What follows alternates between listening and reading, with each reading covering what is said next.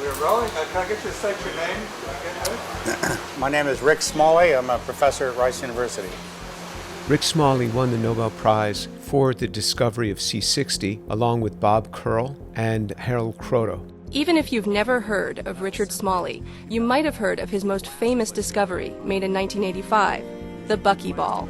I managed to put the top pentagon right here on a pentagonal hole and made the first model of the C60 molecule. One of those new molecules was the carbon nanotube, a buckyball stretched out into a cylinder. And Smalley believed that they would revolutionize everything from computers to medical devices. About 7 years ago, I myself was diagnosed with leukemia, lymphoma. And we wish you the speediest recovery and the best of luck in your fight against your own malignancy. Thank you. Rick died of cancer at the age of 62 and a half in 2005. Let me start by sort of explaining why I'm doing this in the first place. Some people wrote to me that they had seen Kevin Ausman talk about me on the internet and Professor Barron. And I had not seen the video, nor did I want to even go and look at it. I said, quote, "Yes, several people told me about the videos. I've not seen it, nor do I intend to listen to the false accusations. My producer gave me a very brief summary. I did not even remember Kevin, but I suppose he was a graduate student. I vaguely remember the name. He never worked in my group, so I don't recall him." I'm a co-author on a paper with Jim Tour. So, what were the accusations by Dr. Ausman? Jim is an embarrassment for Rice University. But the tenure system keeps him there. There's the whole tenure system that's in place. Number 2, James Tour's vindictive, and it's dangerous to cross him. Crossing him was considered by many to be a career-ending move. Number 3, concerning an educational outreach program, I pressured the NSF to accept this outreach program. He tried to pressure the National Science Foundation to make us take that program on. Number 4, James Tour wormed his way, quote, wormed his way onto a paper. Number 5, James Tour took over Rick Smalley's funeral. Jim had taken control of the entire event to make it one of the most disconcerting events I've ever attended. Number 6, James Tour took advantage of Rick Smalley's decline at the end of his life to do one of these 3 things. 3 possibilities. A, James Tour misrepresented Rick's acceptance of the Christian message. Jim misrepresented Rick's positions. Or James Tour fooled himself into believing that Rick had actually converted. And that Rick accepted the Christian message. Or Jim preyed on a respected colleague in decline. And then crowed about that conversion afterward very publicly for his own purposes. Therefore, James Tour is either lying or stupid. He's stupid. Or reprehensible. Or he's reprehensible. And agreeing that Tour is possibly all 3. I have a lot of ties to Rice University. I got both my bachelor's and my PhD from the chemistry department there. I was a postdoctoral researcher there under Nobel Prize winner Richard Smalley for a year. And then I was executive director of a National Science Foundation funded research center at Rice for 5 years. I couldn't find Dr. Ausman's email address. Searching around, it was obvious that he works at Sparks Therapeutics. I've recently left academia for industry, and I'm quite secure in my career, so Jim isn't really a threat to me anymore. And so on April 11th, 2024, I called Sparks' central number, and I got connected to his office, and I left him a message. And I asked him, may we talk? And I wanted to give him my perspective on the publication in question that he says I wormed my way onto. Wormed his way onto a paper. And concerning the funeral that was the most disconcerting thing that he ever attended. Was among the most disconcerting events I've ever attended. And could he give me some specificity upon whom I was vindictive? Because he just didn't say I was vindictive toward him or anyone else. And I said, if I do not hear from you in 3 days, I'll assume that you'd rather not speak. He responded by email. And he said that he's not interested in hearing about what I have to say. He said that he spoke with me for several minutes in my office about the publication in question. Again, this was over 20 years ago. But he concedes that I likely don't remember because it was just for a few minutes. He said I turned Rick Smalley's funeral into a PR stunt. And he has no personal information on how I was vindictive. But he's heard from others that I'm vindictive. Because he had nothing of his own that I was vindictive, he didn't want to go into it. And he urged me to stick to the facts in my rebuttal because I told him I'll be coming out with a rebuttal, and he said, stick to the facts. The issue is, for me, Jim is an embarrassment for Rice University. It's frustrating to me that he is tarnishing Rice's name by spouting his unscientific nonsense and calling it science. If I'm an embarrassment to Rice University, nobody at Rice has ever told me that. Nobody in the administration. I see the president all the time. I see the provost all the time. And in fact, they just had a recent celebration for me because of some event. And they said very flattering things about me. And I cannot think of anyone more fitting for that honor than you. So if I'm an embarrassment, I'm not an embarrassment to the administration. It was wonderful to celebrate Rice's James Tour for becoming a member of the National Academy of Engineers. Jim's dedication to innovation and his profound impact on advancing nanotechnology exemplify the spirit of excellence that defines our institution. There's the whole tenure system that's in place, but eventually bad press is may catch up. Is it the tenure system that keeps me here? Well, I don't know. They could certainly do many things to make it difficult for me here, and they're not. They just gave me new office, new laboratories, millions and millions of dollars they spent on new laboratories. So I'm not sure that Dr. Ausman is correct on that. He said that I'm vindictive, and it's dangerous to cross me. Jim is, or rather was, a powerful individual. Crossing him was considered by many to be a career-ending move because he would take it personally and he would use his connections vindictively. So from a career standpoint, it just wasn't smart to speak out against him. He gave no specific examples. And then when I asked him about that, he did say in the email that he wrote to me, he had no direct experience of me being vindictive. He had just heard it from other people. Crossing him was considered by many to be a career-ending move because he would take it personally and he would use his connections vindictively. And that's hearsay, and he publicized that hearsay. But I don't know to whom I was vindictive, but we'll ask others who've worked in that center, like Howard Schmidt, who's been gone since 2009. How hard was it to work with me? Was I a vindictive sort of person? Was I throwing my weight around in the university? Give me your thoughts on that. That doesn't match the Jim tour that I know. I really cannot imagine where that comes from. You were really kind to me. You always did your stuff on time. You did it super thoroughly. You comforted the students. You invited them over. You had prayer sessions with people like with me. Vindictive? You had no need to be vindictive. You had a great reputation, great publications going on. I agree. I don't get it. And I have no influence over you or your job, so it's not like you're being scared into agreeing with me, right, Howard? I'm terrified. No influence. I've recently left academia for industry, and I'm quite secure in my career, so Jim isn't really a threat to me anymore. I mean, this is silly. I didn't even know he was in academics. I don't care that he was in academics. I had no idea who he was. I didn't even remember him. Why would he do this? Well, he gives an indication as to why he came out now after these 23 years. He says, because you have already demonstrated a willingness to confidently, loudly state bald-faced lies about the primary scientific literature. He's coming out because I'm critiquing Origin of Life, and he calls them bald-faced lies. That's the exact words that a YouTuber uses. Dr. Ausman, you are a chemist. You're not a wannabe chemist. You are a chemist. How about telling me what I said that is now a bald-faced lie? You just throw those terms out there, quoting a YouTuber. What is it that I have said about Origin of Life that is a bald-faced lie? You want to get specific? Why don't you get specific? Anything but specifics about reaction chemistry. This is why you're coming out, because you don't like my calling out the scientific community. Jim had this pet project, however, that he felt should constitute the entirety of our center's educational outreach activities. He talked about an educational program. We developed a program called Nanokids. And so what was this, miraculous thing Jim had done that should replace our entire educational portfolio? Well, Jim had drawn skeletal structures of organic compounds that looked like stick figures, the crayon drawings of people with sticks for the bodies, arms, and legs. Jim then had his students synthesize those things. Jim envisioned these stick figures as being characters in videos, games, and other educational materials who would then explain science to kids. That's it. That was the entirety of his idea.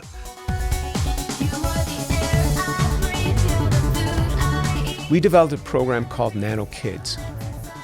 I took 6th, 7th, and 8th grade textbooks, and I reduced each chapter to 10 bullet points. I hired people to write rock, pop, and rap music for Guitar Hero and Dance Dance Revolution, and they worked through these things, and the teachers and the students loved it. Now that's the color of the solution that we've been looking for. Good job. Well, that program, in its first year, had 40,000 teacher downloads in the state of Texas. That program had over 1 million student downloads in the state of Texas. I then turned it over to Rice University Education Department, and they took it and they ran it for a few years, and then after that, I'm not sure what happened to it. And purportedly, he tried to pressure the National Science Foundation, our funding agency, to make us take that program on. It's called Nanokids. And then he says that I pressured the NSF to accept this outreach program. I never pressured the NSF. I never talked to the NSF on Rick's behalf on his grant. I appeared once to the NSF long before this became an issue to try to get funding for it myself. I never pressured anyone at the NSF to put this on Rick's grant. So I'm not sure what he's talking about. I'm sorry he feels that I did that. Let's get to this publication. It's called Reversible Water Solubilization of Single-Wall Carbon Nanotubes by Polymer Wrapping. He said that I wormed his way onto a paper without ever having actually contributed anything meaningful to it. I had no contribution to it, but they were politically forced to do this. Now, let me tell you something. Rick Smalley was not politically forced to do anything. Rick Smalley was king of the hill here, for sure. I never spoke to Rick Smalley about this paper, as far as I know. Kevin Ausman says he talked about it with me in my office for a few minutes. I don't remember. And he concedes it wasn't a dramatic conversation, so I might not remember. I do remember speaking with the second author here, Peter Boul. I haven't spoken to Peter in probably more than 15 years. I sent him an email that had the link to Dr. Ausman's accusations, and he could listen to those, and then he responded to them. And I want you to see that there are two polymers that are used here. One is polyvinyl pyrrolidone, PVP, and the other is polystyrene sulfonate. And as I had recalled, I had suggested the polystyrene sulfonate, which was half of this paper. And Peter Boul had attended my group meetings, and I wasn't sure of this until I had spoken with Peter Boul. Michael O'Connell was the other person that attended my group meeting. Michael O'Connell unfortunately passed away about 10 years ago, so we're not able to speak with him. But Peter Boul was a major player on this paper, right alongside of Michael. These two were doing the bulk of the work. Because of his traveling, he couldn't do an interview, but here's what he writes. Regarding the CPL paper from 2001, on which you are a co-author, I requested that your name be added to the author list because you had provided the initial suggestion to use polystyrene sulfonate as a dispersant for carbon nanotubes. I recall that you had suggested this polymer shortly after your arrival to Rice University from South Carolina. This polymer and its use as a dispersant are featured heavily in the paper, and so your contribution warranted co-authorship. I regret that you were not able to review the paper prior to its publication. Well, Peter, my not reviewing the paper wasn't your fault. Dr. Ausman said he was the one who had submitted the paper. I'm the person that wrote this paper. It was his job to have asked me. It was his job to confirm this because he, upon submission, is confirming that all the authors had read and approved the manuscript. When I was working on the author list, I was told to include Jim because it was politically the right thing to do. He obviously violated that because he had never showed it to me, and that's why my name is listed as Jim Tour. I have never published under the name Jim Tour. If you look at my hundreds and hundreds of publications that are posted on my website, not one of them is labeled Jim Tour except this one. Had I ever seen this, I would have said that that's not my name. Go to James M. Tour. That's how I publish. Once in a while, we'll publish under J.M. Tour when the editor requests that we just use first and middle initials. But what's telling here is that I came to Rice University in 1999. I had taught for 11 years at the University of South Carolina, And then I came in 99, and that's when I met Peter. He was already in Dr. Smalley's group. And he's saying it was from that time, 2 years before the publication, that I had suggested the polystyrene sulfonate. And then mind you, from 99 through 2001 and continuing on, Peter Boul attended my group meetings as if he was my student, in the sense that he was presenting his work and I was commenting and critiquing upon his work as I would with my own students. And he didn't just write this concurring with what I said about the situation, not with what Dr. Ausman said. You clearly see Dr. Ausman is incorrect here. And yet he contributed nothing to that paper. He said something further. I haven't observed any vindictiveness from you to anyone. I find that you are more inspirational and positively motivated than to engage in that way. You welcomed me, along with other colleagues of mine, to your team meetings. I have appreciated my interactions with you at Rice University and then later when I was at NASA. I've enjoyed having had the opportunity to work with you.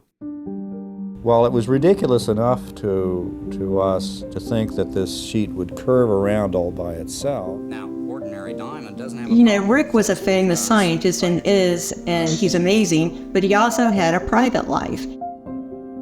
We were dating, and it was Christmas Eve, so I suggested we go to a Christmas Eve service, and I think it was St. Paul Methodist. It was over by Rice.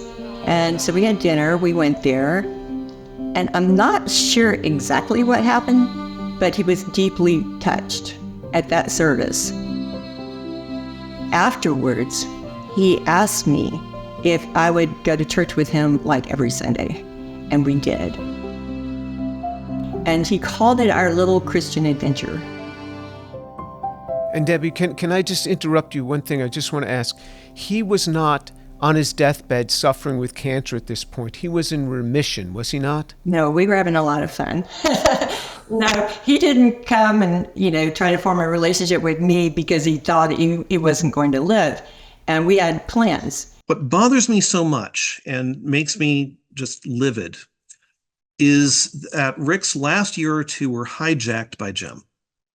And in the weakness of being close to his inevitable death, Rick didn't sufficiently safeguard his legacy against being appropriated by someone who was so obviously agenda-driven rather than data-driven, as Rick was himself. But I will also say, if people were saying, oh, well, he wasn't well. His last year or so, and especially his last few months, showed a decline in his mental acuity. Okay, let's put it this way. Within the last few months of his life, we went to New York. We went on a National Geographic photo shoot in the mudflats in Utah. We went to Yellowstone. He was up and mobile and functioning well. And even while he was in the hospital room, he was directing research. We used to go over there. A lot of the students would go over there to have meetings with him. And here's a man fighting cancer. And he really sat there with each and every student when they would come in and just tell them exactly what he wanted to do. And he would direct, and then you would have to update him because he would check his email frequently. Yeah, thank goodness for the people that, as it turned out, were lined up to step in and help us when we asked for it. And in this case, Jim, you were called to be part of that walk.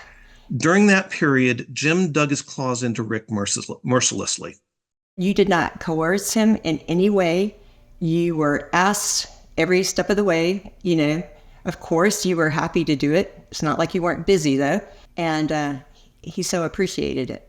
Jim preyed on a respected colleague in decline. I would never have let anything happen to him if he would have come to the point where he was a poor little lamb that couldn't defend himself. But he never actually got to that point. He never got there. No, he never got there. He was so brave and wonderful and courageous. And I think what he was finding was that he was getting from what he called our little Christian adventure, he was finding that peace that he'd been looking for and that joy. And so he entered into that adventure, I guess, the way a scientist would. And he said, there is a scientist at the university, well-respected, he's very good and he's a believer. And I'm going to start talking to him. I just appreciate your saying that he approached me with the questions. He asked me. Let me just tell you that the first time Richard Smalley asked me about my faith, I wasn't trying to share with him. He and I were on a flight to California. We were going to visit the CEO of Intel. Rick asked me about my faith on that flight. We were sitting in first class together. He turned to me, he said, "Jim, do you really believe all that stuff in the Bible?" And I said, "Yeah, I think I do. Why do you ask?" He said, "Good. Somebody with a brain that I can talk to." And so I shared with him. And after about an hour of sharing with him, he said, "Wow, you know why you spoke with me?" I said, "What do you mean?" He said, "Do you know why you talked to me about this?" I said, "Well, you asked me." He said, "No, you spoke to me because you're really a Jew. Now, if you'd have been a Baptist, you would have just said, 'Well, that's the way it is.' But you took the time to explain it to me." I had in my briefcase a copy of God in the Dock by C.S. Lewis, and I handed it to Rick that day. Just a quick reminder, this organization is run totally by volunteers, but we do have to pay for the production work. If you could help us out by going to give.jesusandscience.org, we'd appreciate it, or you can click in the description box below. If you can't give, we certainly understand, but please just give us a thumbs up and click subscribe. Thank you. We went to the hotel. He went to his room. I went to my room. We were staying in the same hotel. He came down in the morning. I met him in the lobby. He gave me the book back. He says, "I read the book." He says, "This guy was quite a thinker," because I had told him he's probably one of the deepest Christian thinkers of the 20th century, and Rick agreed. And so we gave our presentations, he on nanotubes, I on molecular electronics, and then Rick had to fly somewhere else, and I flew back to Houston. And I went out and I bought a copy of Mere Christianity by C.S. Lewis, bought a copy of The Case for Christ by Lee Strobel, and a copy of Creator and the Cosmos by Hugh Ross. And I left all three of those books on Rick's desk. Went to his office, left them on his desk. His secretary let me in, left them on his desk as a present to him. Well, when he got back, he read all three books. And he then told me about his reading of those three books. He said, Mere Christianity, he says, it was a good book, but I was left hanging at the end. He says The Case for Christ was interesting book, but he felt it was a little elementary. He loved Creator and the Cosmos by Hugh Ross. He says that book was great. I said, would you like to meet Hugh? Whether you are a religious person or not, I invite you to put your worldview to the test. One day I was at work and I got a phone call. And he said, some guy named Hugh Ross is going to come talk to me, because he had these questions and Hugh Ross apparently had the answers. And I knew who Hugh Ross was. And so I said, wow, I wish I could be a fly on the wall. When that happens, he goes, you don't have to be a fly on the wall. You're welcome to come. I also set up a meeting between Rick and Hugh and myself and Debbie Smalley, Rick's wife, in my office.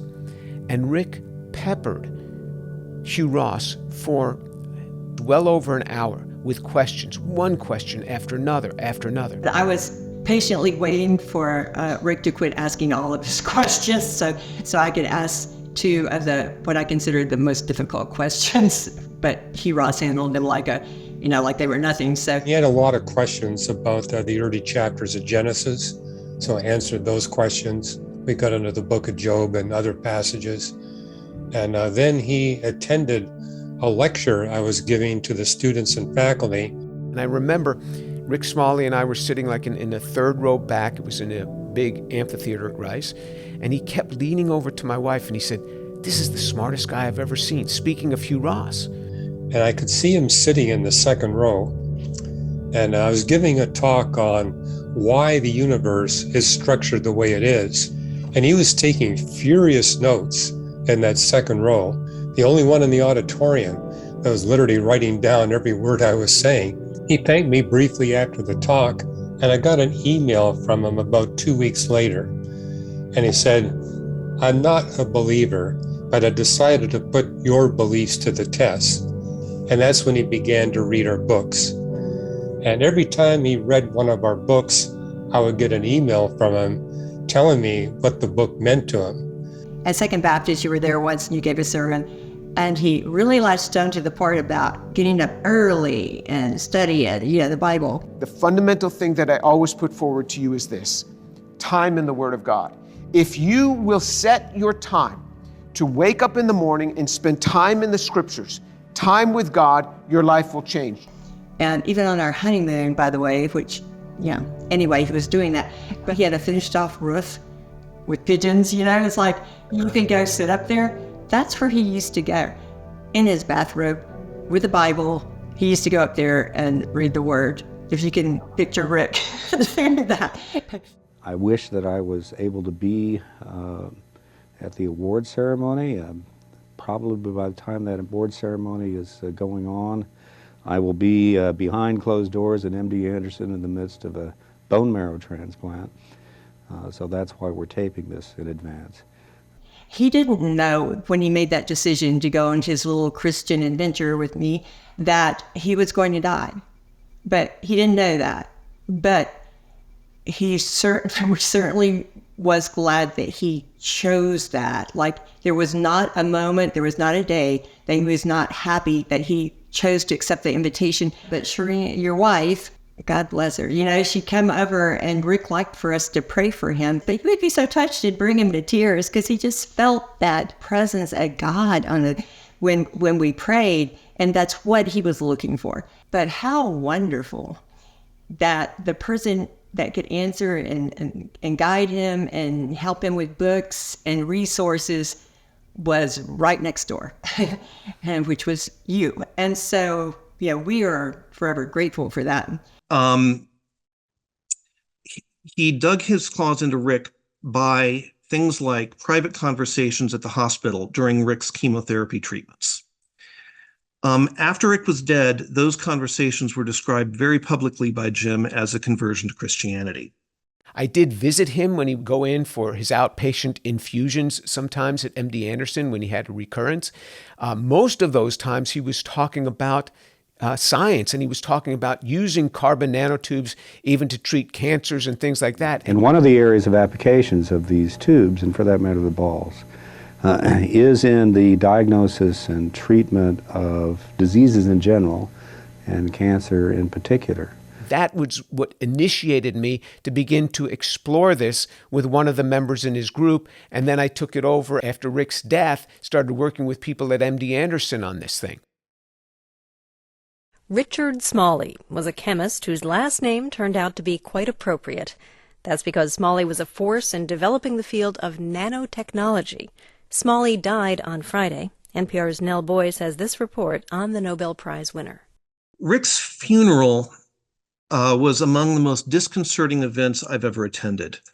Jim had taken control of the entire event, and of all people, Hugh Ross was, the best I can describe it is as the keynote speaker, as though it were some kind of faux scientific conference. Then when he passed, his wife invited me to speak at his funeral. And so one of the pastors at Second Baptist spoke, Jim Tour spoke, and I spoke. As far as Rick's funeral, just being such an alarming and painful thing for Dr. Ausman, was among the most disconcerting events I've ever attended. Quite frankly, I thought the funeral was beautiful and wonderful and perfect.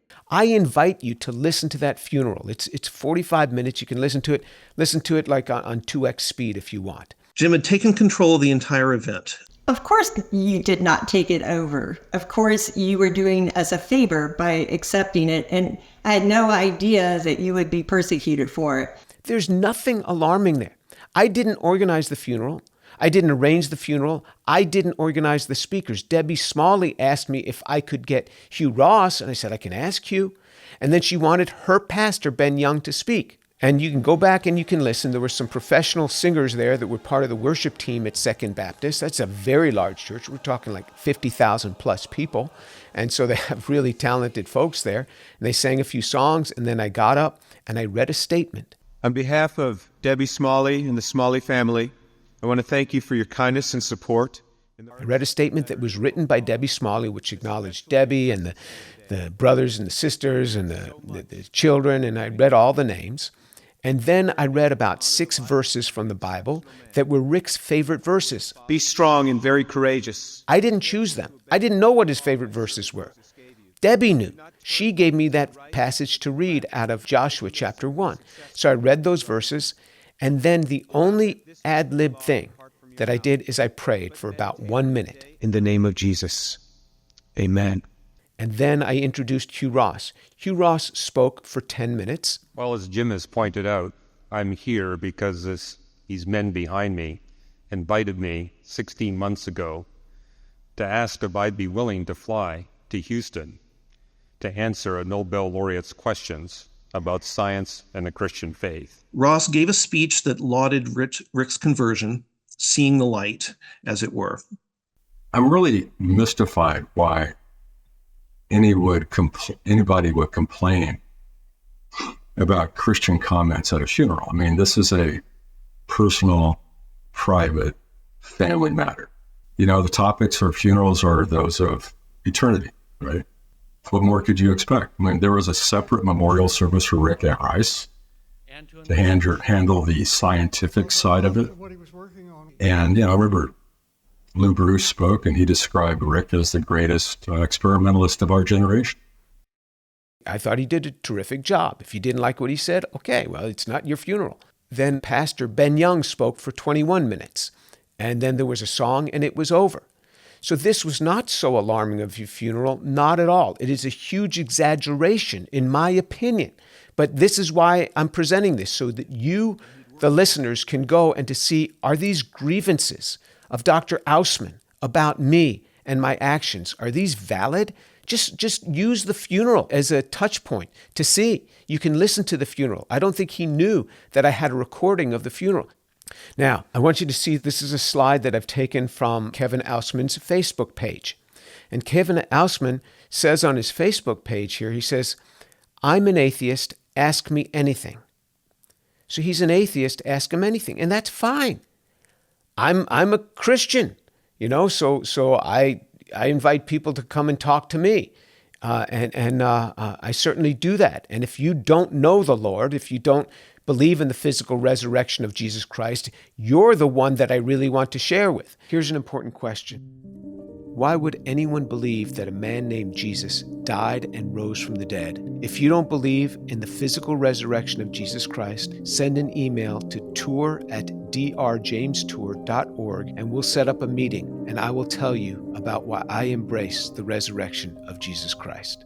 And so I invite the people that do not believe in the physical resurrection of Jesus Christ to come and to speak to me. He's an atheist. He invites them to speak with him. That's good. Good for Kevin Ausman. He does that. That's good. Why should he mind? Why, Kevin, would you mind that I invite people to talk with me? You invite people to talk with you. Here's another page from one of your blogs, you Convert the Atheist. So you ask people to come to you to try to convert you. That's fine.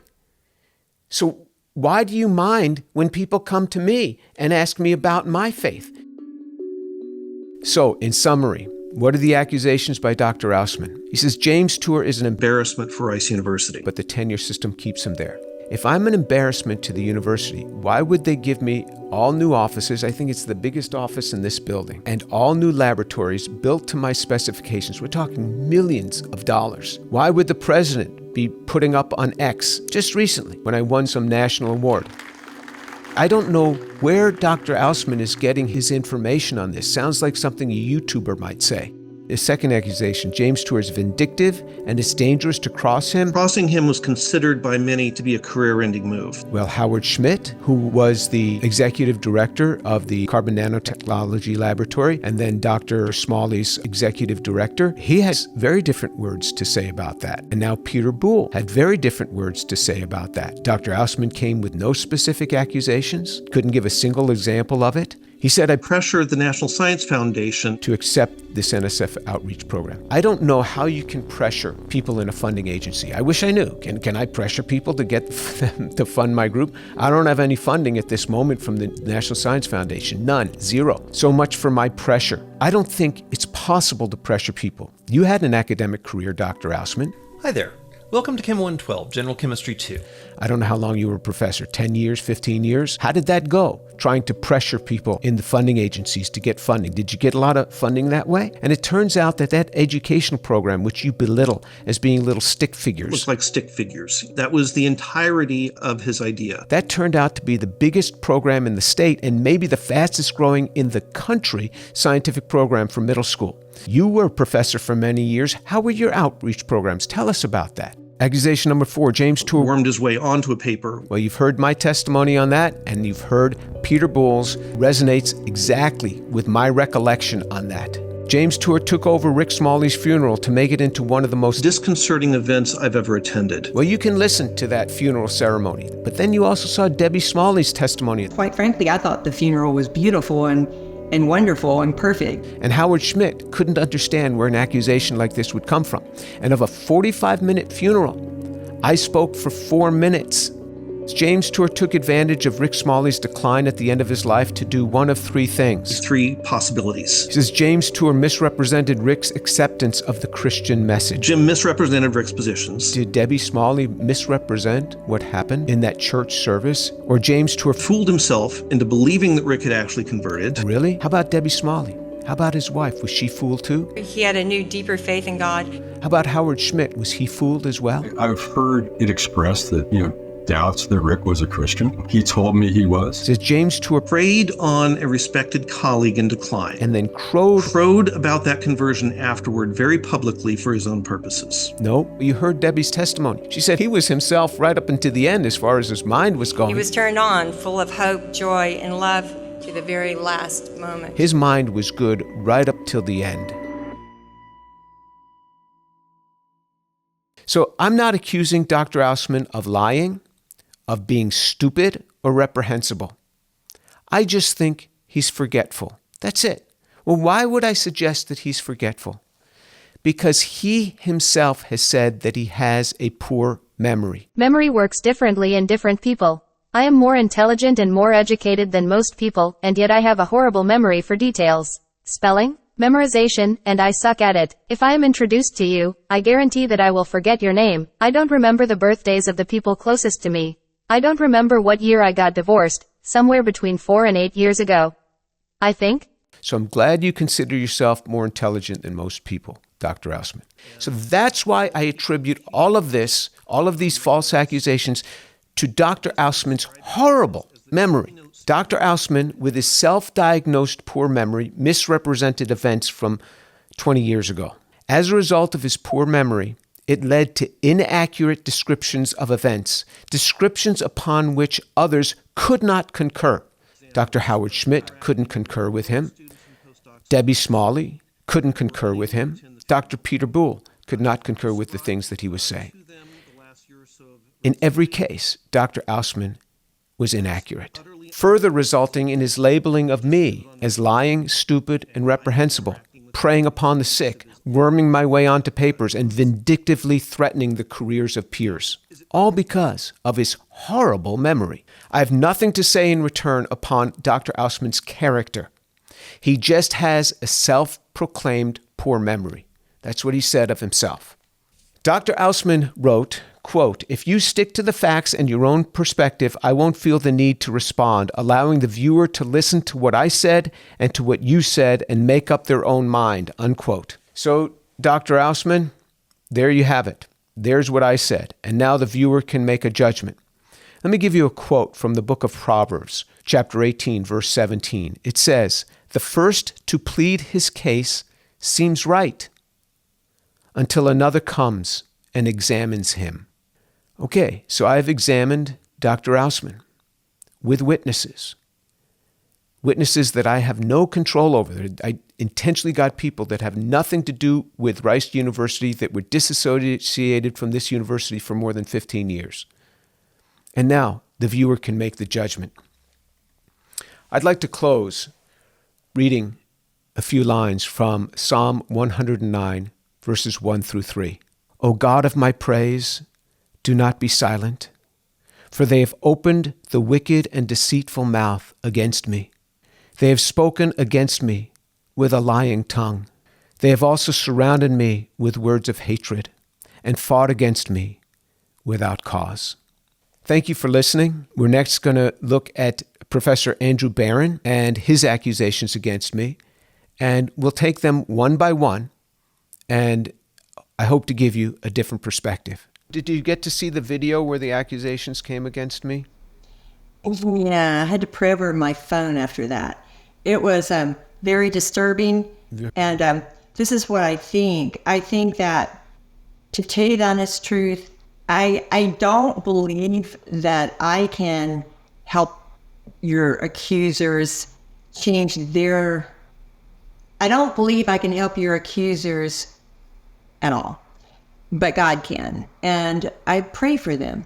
I know you're protected, and I know that there's probably armies of angels over you, and that God will turn this to your good, but I am concerned about the spirit behind some of the things said, and I really feel for some of the people that knew, or a couple of the people that knew Rick and didn't understand that the end of his life was as wonderful as it was, and had either bought into or imagined some horrific ending. And so what I would say to them is, be at peace. Everyone gets to make choices, and I can't make any choices for you, but be at peace.